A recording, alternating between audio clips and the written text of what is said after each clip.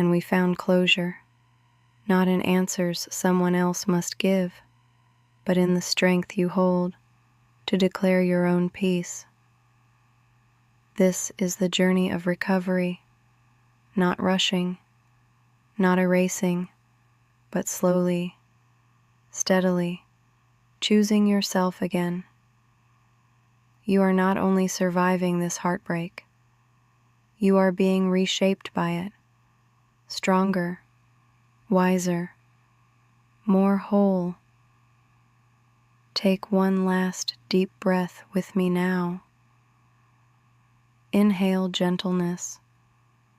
Exhale release. Hold this truth in your chest. Healing is not finished tonight, but it has begun. And you do not walk into the night empty. You carry strength. You carry clarity. You carry yourself. Now it is time to rest, to let the heart soften, to let the body surrender to peace instead of pressure. At 11 p.m., Whisper Sister will meet you. Her voice is soft, sleepy, a gentle hush at the end of a long day. Where I have guided you through the release of heartbreak, she will guide you into the release of night, into quiet, into rest, into sleep that heals. So breathe one more time. Inhale recovery. Exhale surrender. And step forward from healing your heart to resting your soul. One of the hardest parts after a breakup is the questions left hanging. Why did they leave? Did they ever really love me? Was it all a lie? You wait for the call, the text, the conversation that explains everything. But often, those answers never arrive. Or if they do, they don't satisfy. They don't untangle the ache the way you hoped. Because closure is not something they can hand you. Closure is something you give yourself. So how do you create closure? You stop chasing their explanation and start writing your own truth. Maybe it sounds like this: they could not meet me where I needed, and that is enough reason. Or, I was not unworthy, they were unready. Or simply, it ended, and I will heal. You create rituals too. Write a letter you never send. Delete the conversations you no longer need to reread. Return the belongings that keep you tethered. Each act says, this chapter is closing, and slowly, your heart believes it. Closure does not mean forgetting. It means accepting. It means no longer waiting on someone else to set you free. You hold the key. You always did. So take it now. Turn it gently. Let the door close. And step into the freedom that comes when you no longer wait for answers that cannot heal you anyway. After heartbreak, the thought of love can feel dangerous. You remember the pain, the late night tears, the unanswered calls, the sharp silence where intimacy used to live. Your heart whispers, never again. And that instinct makes sense. It's self-protection. Your heart is building walls to keep from breaking a second time. But here's the truth. Those walls don't only keep out pain, they also keep out joy. Healing is not about rushing into love again. It's about remembering that love itself was never the enemy. It was the mismatch, the wounds, the dynamics, the timing. Love, real love, is still possible, still waiting, still worthy of trust. So how do you trust again? Slowly, gently, with wisdom this time. You begin by learning to trust yourself, trusting your own voice when it says, "This doesn't feel safe." Trusting your own needs when they rise, trusting that your boundaries matter and deserve to be honored. Because the more you trust yourself, the safer it becomes to open towards someone else. Then practice in small ways. Let people show you who they are, not with words only, but with consistent action. Notice if they respect your no. Notice if they celebrate your yes. Notice if you feel more yourself around them, not less. And remind yourself daily, being open to love again is not betrayal of your past. It does not erase what you felt. It does not minimize what you lost. It honors the truth that your heart is still alive. You are not meant to stay walled off forever. You are meant to heal. You are meant to love wisely, deeply, fully, again. When people talk about forgiveness, they often misunderstand. They think it means saying, "It didn't matter," or "It's all okay now." But forgiveness does not erase. It does not excuse.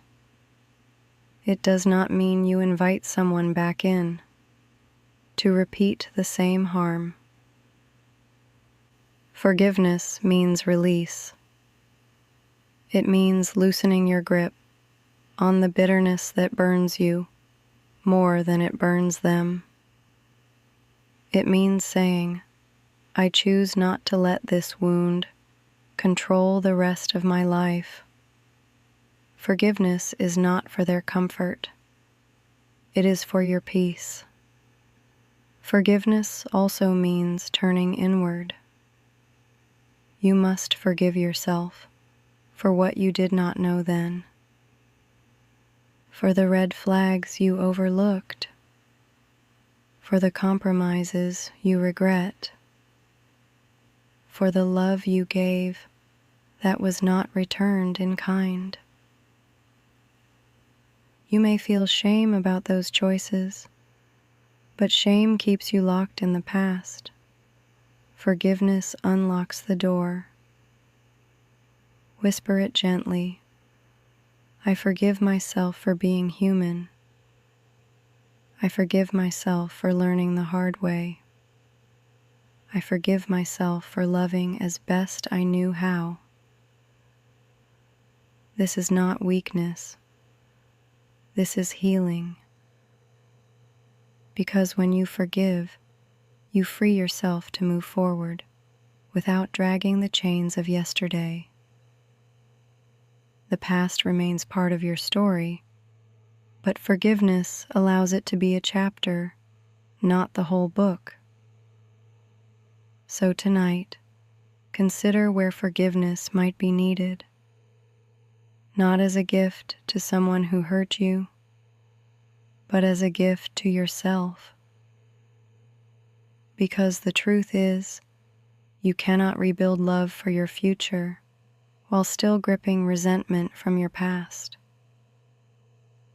Forgiveness is the release. Forgiveness is the bridge. Forgiveness is the strength that makes room for joy again. One of the quiet losses after a breakup is the version of yourself you forgot while loving someone else. You shaped your days around them. You adjusted your rhythms. You bent your preferences. And now, without them, you may wonder, who am I without this relationship? This is not failure. This is a doorway. You are being invited back to the parts of you that waited patiently while love took center stage.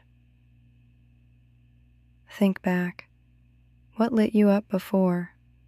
What hobbies, what passions, what rituals were once yours alone?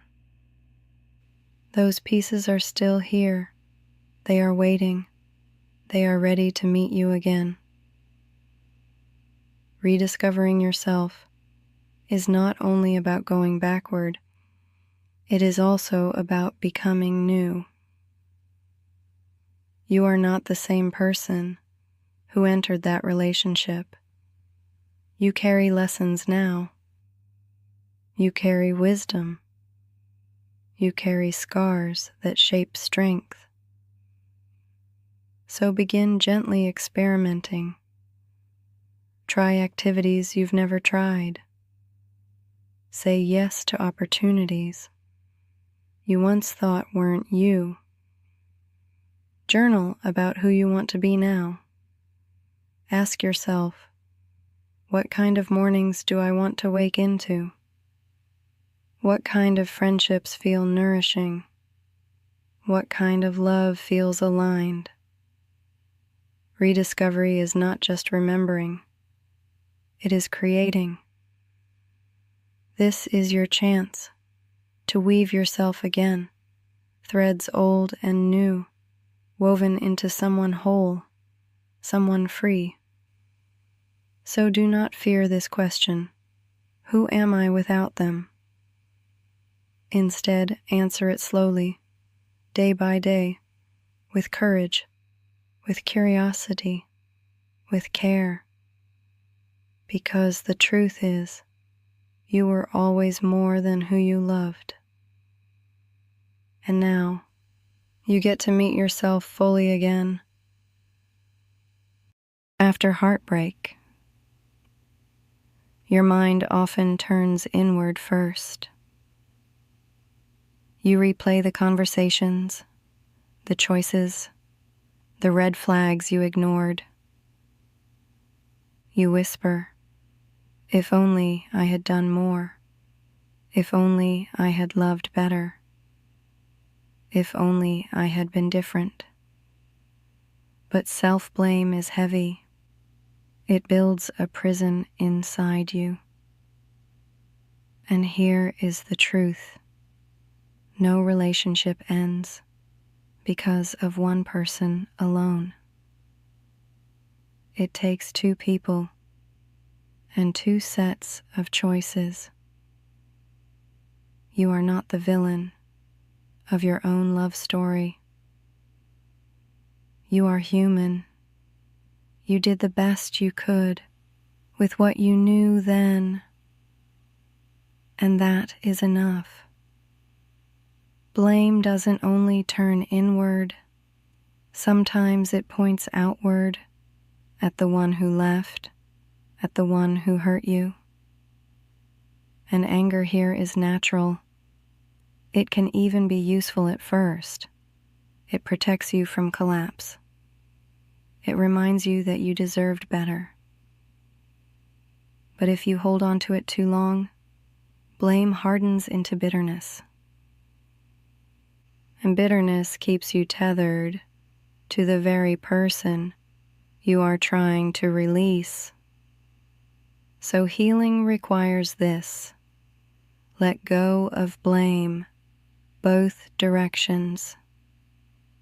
Not to excuse what happened, not to erase accountability, but to free yourself from carrying the weight of a story already written.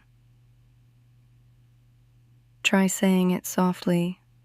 I release myself from blame. I release them from blame. I choose freedom. This doesn't mean forgetting. It doesn't mean reconciling. It means unchaining your heart from the cycle of fault so it can rest, so it can heal. Because the opposite of blame is not denial.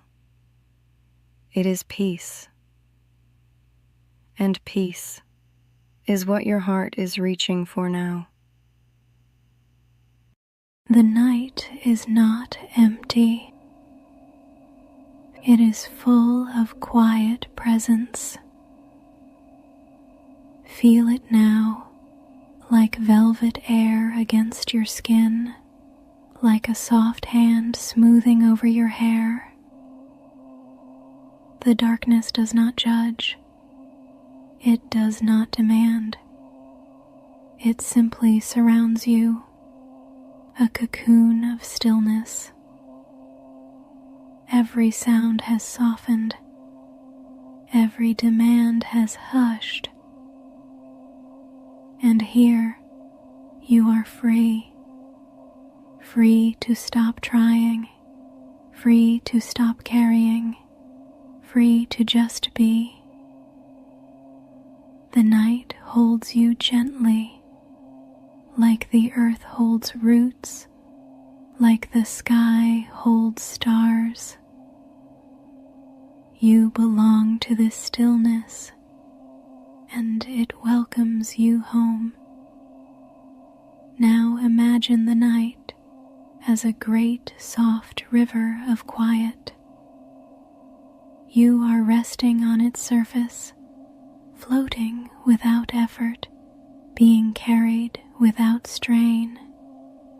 The current moves slowly, easing you farther and farther away from the noise of the day. Each breath drifts you deeper, each exhale sinks you softer, until even the edges of your body begin to blur into the stillness. You are no longer holding yourself up. The night is holding you, safe, supported, unburdened. There is nothing left to do, nothing left to decide, nothing left to fix. Only this: being carried, being held, being soothed into sleep by the quiet arms of the night. One of the hardest parts of heartbreak is the highlight reel your mind plays. You remember the laughter, the inside jokes, the way their hand felt in yours. But notice, your mind rarely replays the silence after the arguments. It doesn't spotlight the moments you felt unseen, unheard, or unloved. This is how grief tricks us. It edits the story. It shows us only the golden frames and hides the shadows. But healing requires honesty. Yes, there were moments of joy. Hold them with gratitude, but also admit the pain. Admit the cracks. Admit the weight you carried alone. Because you cannot heal if you only mourn the dream instead of facing the truth. So here's a practice. When the highlight reel begins, pause, whisper to yourself, that is part of the story, but not the whole story. Then name 3 truths, real moments that remind you why this relationship could not continue. Maybe it was their absence when you needed support. Maybe it was the constant tension you tried to downplay. Maybe it was the way you lost parts of yourself just to keep the peace. Let those truths stand beside the memories. Because resilience is not about erasing the good. It is about refusing to romanticize what hurt you.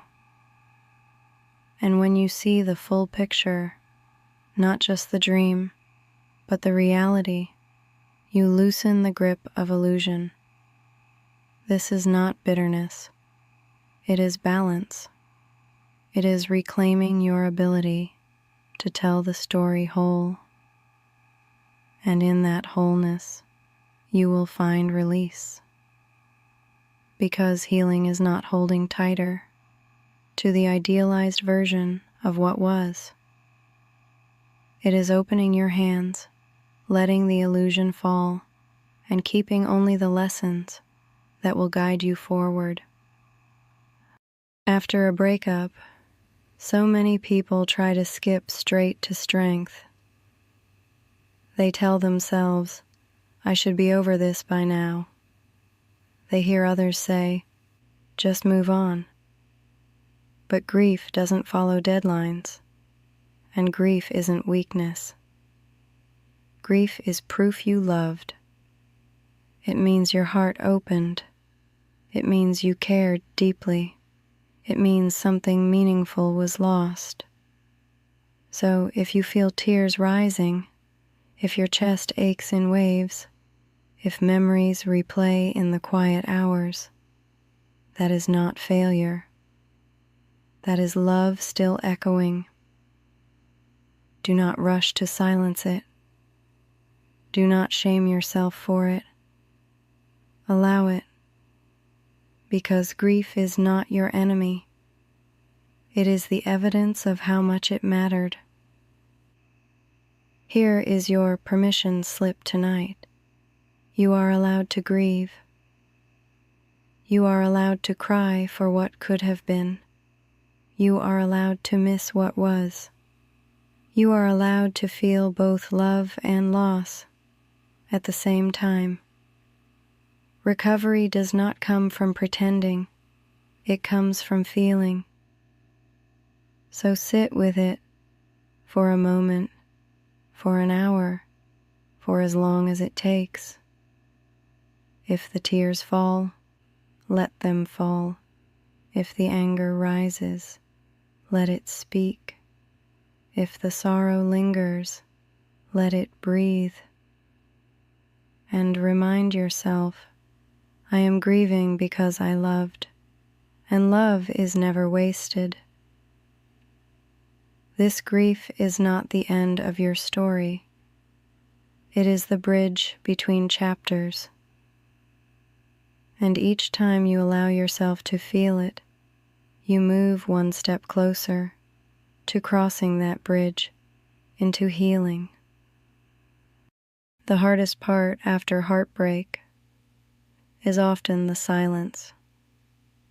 No more texts lighting up your phone. No more calls at the end of the day. No more voice saying your name like it belonged to them. And that silence, it can feel unbearable, like the air has been taken from the room, like you're left holding an echo instead of a presence.